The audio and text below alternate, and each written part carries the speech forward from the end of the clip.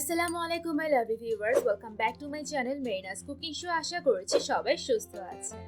শীতকাল মানে পিঠাপুলির সিজন। শীতকাল আসবে আর পিঠাপুলি তৈরি করা হবে না তা তো হতেই পারে না।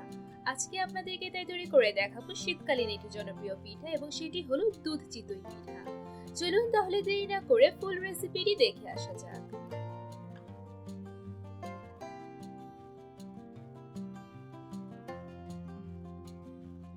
দুধ চিতই পিঠা তৈরি করার জন্য প্রথমেই চুলায় একটি পাত্রে নিয়ে নিয়েছি 1 কেজি পরিমাণ তরল দুধ। এই দুধটাকে জাল দিয়ে ঘন করে নিতে হবে। জাল দেওয়ার সময় দুধটাকে অবশ্যই নেড়ে দিতে হবে, তা না হলে নিচে দিয়ে কিন্তু দুধে পোড়া লেগে যেতে পারে।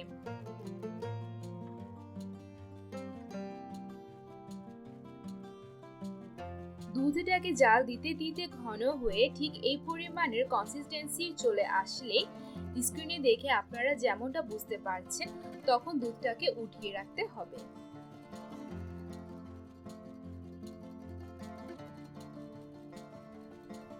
এখন আমরা চুলায় অন্য একটা পাত্রে দিয়ে দিব 1 কাপ পরিমাণ গুড়। আপনারা যে কোনো গুড় এখানে ইউজ করতে পারেন, আমি এখানে পাটালি গুড় আজকে ইউজ করেছি। এরপরে দিয়ে দিব 1/2 কাপ পরিমাণ কুসুম গরম পানি। আমার মনে হয়েছে আরো কিছুটা গুড় পিঠা তৈরি করতে লাগতে পারে, সেজন্য আমি আরো 1/2 কাপ পরিমাণ গুড় এতে দিয়ে দিয়েছি। মিষ্টিটা সম্পূর্ণটাই আপনাদের উপর, আপনারা যে যেমন মিষ্টি খেতে পছন্দ করেন সেই অনুযায়ী আপনারা গুড়টা ব্যবহার করতে পারেন। গুড়টা সম্পূর্ণ মেল্ট হয়ে একদম ঘন হয়ে এরকম কনসিস্টেন্সি চলে আসলে চুলা থেকে নামিয়ে রাখতে হবে। এখন আমরা চিতই পিঠাগুলো তৈরি করে নিব। চিতই পিঠা তৈরি করার জন্য ফার্স্টে একটা বোলে নিয়ে নিচ্ছি 1.5 কাপ পরিমাণ চালের গুঁড়ো। আজকে পিঠা তৈরি করার জন্য আমি আতপ চালের গুঁড়ো ব্যবহার করেছি। এরপর এতে দিয়ে দিয়েছি সামান্য পরিমাণ লবণ। এখন ধীরে ধীরে কুসুম গরম পানি দিয়ে একটা পিঠার ব্যাটার তৈরি করে নিতে হবে। ফার্স্টেই কিন্তু বেশি পরিমাণে পানি দিয়ে দেওয়া যাবে না, অল্প অল্প করে পানি দিয়ে ধীরে ধীরে কিন্তু ব্যাটারটা তৈরি করে নিতে হবে। আপনাদের সুবিধার জন্য ব্যাটারটি ঠিক কি পরিমাণের কনসিস্টেন্সি হবে সেটা আমি ভালোভাবে দেখিয়ে দেওয়ার চেষ্টা করেছি। ব্যাটারটি ঠিক এই পরিমাণের ঘন হতে হবে।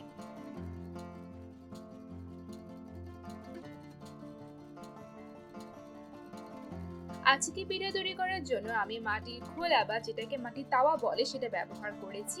মাটির তাওয়াটা ভালোভাবে গরম হয়ে আসলে অল্প অল্প করে পিঠার ব্যাটার দিয়ে ঢাকনা দিয়ে দিতে হবে যতক্ষণ পর্যন্ত না পিঠা তৈরি হয়ে আসছে। 2-3 মিনিট পর ঢাকনা খুললে দেখা যাবে যে পিঠাটা সম্পূর্ণরূপে হয়ে এসেছে। ঠিক এইভাবে সবগুলো পিঠা তৈরি করে নিতে হবে।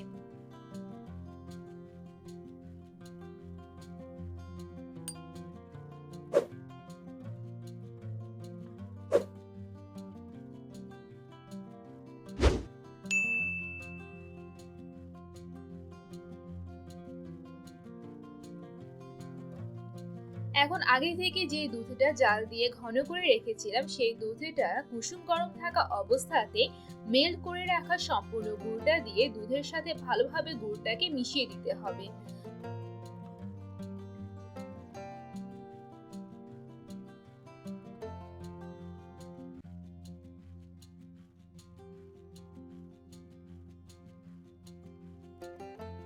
গুড়টা ভালোভাবে দুধের সাথে মিশে আসলে দিয়ে দিতে হবে তৈরি করে রাখা পিঠাগুলো।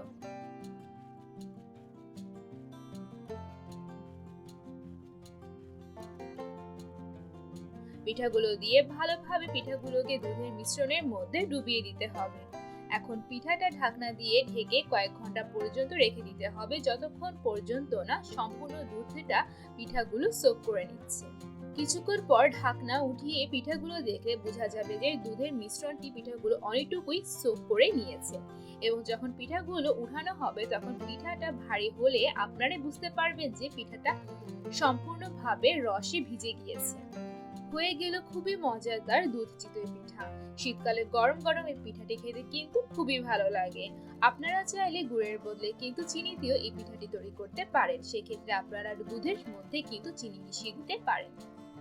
আশা করছি আজকের এই পিঠার রেসিপিটি আপনাদের ভালো লেগেছে। আর আমার এই রেসিপিটি যদি আপনাদের ভালো লেগে থাকে তাহলে বাসায় অবশ্যই ট্রাই করবেন। আর যদি আমার এই রেসিপিটি আপনারা বাসায় ট্রাই করে থাকেন তাহলে আমাকে পিকচার পাঠাতে কিন্তু একদম ভুলবেন না। ডেসক্রিপশন বক্সে আমার পেজ এবং গ্রুপের লিংক দেওয়া আছে। And please don't forget to give a like, comment, and also share my videos if you like, and please subscribe to my channel and click the bell button to get the early notifications. Thank you for watching.